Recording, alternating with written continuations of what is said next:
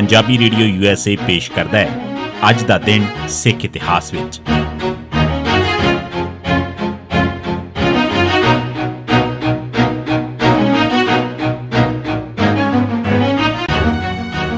ਸਿੱਖ ਇਤਿਹਾਸ ਦੀਆਂ ਘਟਨਾਵਾਂ 'ਚ 17 ਜਨਵਰੀ ਦਾ ਦਿਨ 1846 ਬੱਦੋਵਾਲ 'ਚ ਸਿੱਖਾਂ ਵੱਲੋਂ ਅੰਗਰੇਜ਼ਾਂ ਦੀ ਛਾਉਣੀ ਤੇ ਕਬਜ਼ਾ।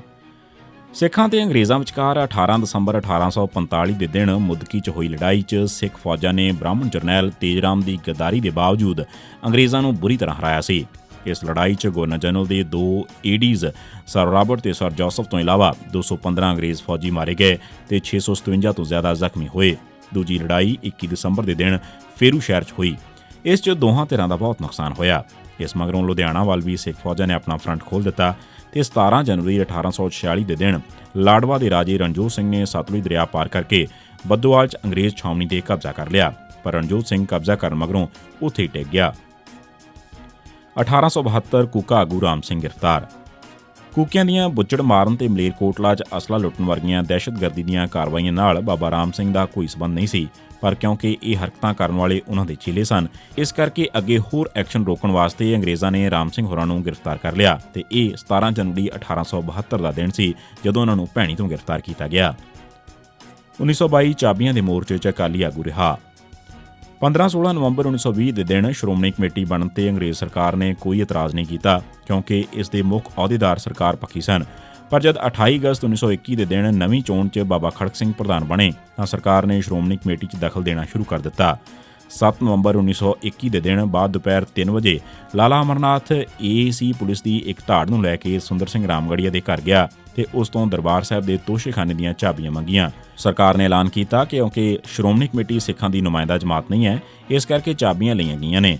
ਸਰਕਾਰ ਵੱਲੋਂ ਚਾਬੀਆਂ ਲੈਣ ਦੀ ਹਰਕਤ ਨਾਲ ਸਿੱਖਾਂ 'ਚ ਰੋਸ ਤੇ ਗੁੱਸਾ ਫੈਲ ਗਿਆ। 11 ਨਵੰਬਰ ਨੂੰ ਸ਼੍ਰੋਮਣੀ ਕਮੇਟੀ ਦੀ ਇੱਕ ਮੀਟਿੰਗ ਅਕਾਲ ਤਖ਼ਤ ਸਾਹਿਬ ਤੇ ਹੋਈ। 12 ਨਵੰਬਰ ਨੂੰ ਮੀਟਿੰਗ 'ਚ ਫੈਸਲਾ ਹੋਇਆ ਕਿ ਬਹਾਦਰ ਸਿੰਘ ਨੂੰ ਗੁਰਦੁਆਰਾ ਇੰਤਜ਼ਾਮ 'ਚ ਦਖਲ ਨਾ ਦੇਣ ਦਿੱਤਾ ਜਾਏ। ਅਖੀਰ ਸਰਕਾਰ ਨੇ ਹਥਿਆਰ ਸੁੱਟਣ ਦਾ ਫੈਸਲਾ ਕਰ ਲਿਆ। ਸਰਕਾਰ ਨੇ ਸ਼੍ਰੋਮਣੀ ਕਮੇਟੀ ਨੂੰ ਸੁਨੇਹਾ ਭੇਜਿਆ ਕਿ ਸਰਕਾਰ ਉਹਨਾਂ ਨੂੰ ਚਾਬੀਆਂ ਦੇਣ ਵਾਸਤੇ ਤਿਆਰ ਹੈ। 6 ਦਸੰਬਰ 1921 ਦੇ ਦਿਨ ਹੋਈ ਇੱਕ ਮੀਟਿੰਗ 'ਚ ਮਤਾ ਪਾਸ ਕੀਤਾ ਗਿਆ ਕਿ ਕੋਈ ਵੀ ਸਿੱਖ ਦਰਬਾਰ ਸਾਹਿਬ ਦੀਆਂ ਚਾਬੀਆਂ ਉਦੋਂ ਤੱਕ ਵਾਪਸ ਨਾ ਲਵੇ ਜਦੋਂ ਤੱਕ ਸਰਕਾਰ ਇਸ ਸੰਬੰਧ 'ਚ ਗ੍ਰਿਫਤਾਰ ਕੀਤੇ ਆਗੂ ਰਿਹਾ ਨਾ ਕਰੇ। ਇਸ ਤੇ 17 ਜਨਵਰੀ ਨੂੰ 193 ਚੋਂ 150 ਆਗੂ ਰਿਹਾ ਕਰ ਦਿੱਤੇ ਗਏ, ਪਰ ਪੰਡਤ ਦੀਨਾਨਾਥ ਨੂੰ ਰਿਹਾ ਨਾ ਕੀਤਾ ਗਿਆ। ਰਿਹਾਈ ਮਗਰੋਂ ਹਜ਼ਾਰਾ ਸਿੰਘ ਨੇ ਜਲੂਸ 'ਚ ਇਹ ਆਗੂ ਅਕਾਲ ਤਖ਼ਤ ਸਾਹਿਬ ਤੇ ਪੁੱਜੇ, ਜਿੱਥੇ ਉਹਨਾਂ ਨੂੰ ਸ਼ਾਨਦਾਰ ਜੀ ਆਇਆਂ ਕਿਹਾ ਗਿਆ। 1927 ਸੈਂਟਰਲ ਬੋਰਡ ਦਾ ਨਾਂ ਸ਼੍ਰੋਮਣੀ ਗੁਰਦੁਆਰਾ ਪ੍ਰਬੰਧਕ ਕਮੇਟੀ ਰੱਖਿਆ। 1925 'ਚ ਗੁਰਦੁਆਰਾ ਐਕਟ ਬਣਨ ਮਗਰੋਂ 18 ਜੂਨ 1926 ਨੂੰ ਗੁਰਦੁਆਰਾ ਐਕਟ ਅਨੁਸਾਰ ਗੁਰਦੁਆਰਿਆਂ ਦੇ ਪ੍ਰਬੰਧ ਵਾਸਤੇ ਬਣਨ ਵਾਲੇ ਸੈਂਟਰਲ ਬੋਰਡ ਦੀਆਂ ਚੋਣਾਂ ਹੋਈਆਂ। ਸੈਂਟਰਲ ਬੋਰਡ ਦੀ ਪਹਿਲੀ ਮੀਟਿੰਗ 4 ਸਤੰਬਰ 1926 ਨੂੰ ਟਾਊਨ ਹਾਲ ਅੰਮ੍ਰਿਤਸਰ 'ਚ ਹੋਈ। DC ਦੀ ਹਾਜ਼ਰੀ 'ਚ ਸੈਂਟਰਲ ਬੋਰਡ ਦੇ ਅਹੁਦੇਦਾਰਾਂ ਦੀ ਪਹਿਲੀ ਚੋਣ ਹੋਈ ਤੇ ਸੈਂਟਰਲ ਬੋਰਡ ਦੀ ਬਕਾਇਦਾ ਮੀਟਿੰਗ 2 ਅਕਤੂਬਰ 1926 ਨੂੰ ਹੋਈ। ਇਸ ਮੀਟਿੰਗ ਨੇ ਸੈਂਟਰਲ ਬੋਰਡ ਦਾ ਨਾਮ ਬਦਲ ਕੇ ਸ਼੍ਰੋਮਣੀ ਗੁਰਦੁਆਰਾ ਪ੍ਰਬੰਧਕ ਕਮੇਟੀ ਰੱਖਣ ਦਾ ਮਤਾ ਪਾਸ ਕੀਤਾ। ਸਰਕਾਰ ਨੇ 17 ਜਨਵਰੀ 1927 ਨੂੰ ਇਹ ਨਾਮ ਹੀ ਮੰਨ ਲਿਆ। ਇਸ ਤਰ੍ਹਾਂ ਸ਼੍ਰੋਮਣੀ ਗੁਰਦੁਆਰਾ ਪ੍ਰਬੰਧਕ ਕਮੇਟੀ ਦਾ ਨਾਮ ਮਨਜ਼ੂਰ ਹੋਇਆ। 1960 ਸ਼੍ਰੋਮਣੀ ਕਮੇਟੀ ਦੀਆਂ ਚੋਣਾਂ 'ਚ ਅਕਾਲੀ ਦਲ ਨੇ ਵਰਲਡ ਰਿਕਾਰਡ ਕਾਇਮ ਕੀਤਾ। ਸ਼੍ਰੋਮਣੀ ਕਮੇਟੀ ਦੇ ਮੈਂਬਰ ਖਰੀਦ ਕੇ ਕਾਂਗਰਸੀਆਂ ਨੇ ਨਵੰਬਰ 1958 'ਚ ਇਸ ਤੇ ਕਬਜ਼ਾ ਕਰ ਲਿਆ। 17 ਜਨਵਰੀ 1960 ਨੂੰ ਨਵੀਂ ਚੋਣ ਹੋਈ। ਇਸ 'ਚ ਅਕਾਲੀ ਦਲ ਨੇ 140 ਚੋਂ 137 ਤੇ ਸਾਧ ਸੰਗਤ ਬੋਰਡ ਨੇ ਸਿਰਫ 3 ਸੀਟਾਂ ਜਿੱਤੀਆਂ। ਇਹ ਅੱਜ ਤੱਕ ਦੁਨੀਆ ਦਾ ਸਭ ਤੋਂ ਵੱਡਾ ਰਿਕਾਰਡ ਹੈ। 17 ਜਨਵਰੀ 1991 ਦੇ ਦਿਨ ਪੁਲਿਸ ਨੇ ਚਮਕੌਰ ਸਿੰਘ ਪੁੱਤਰ ਹਰਬਚਨ ਸਿੰਘ ਵਾਸੀ ਬਾਦਲਾ ਜ਼ਿਲ੍ਹਾ ਫਤਿਹਗੜ੍ਹ ਸਾਹਿਬ ਤੇ ਕੁਲਵੰਤ ਸਿੰਘ ਉਰਫ ਕੱਟੀ ਪੁੱਤਰ ਤਾਰਾ ਚੰਦ ਵਾਸੀ ਸਿਆਲਕਾ ਨੂੰ ਨਕਲੀ ਮੁਕਾਬਲਿਆਂ ਸ਼ਹੀਦ ਕੀਤਾ।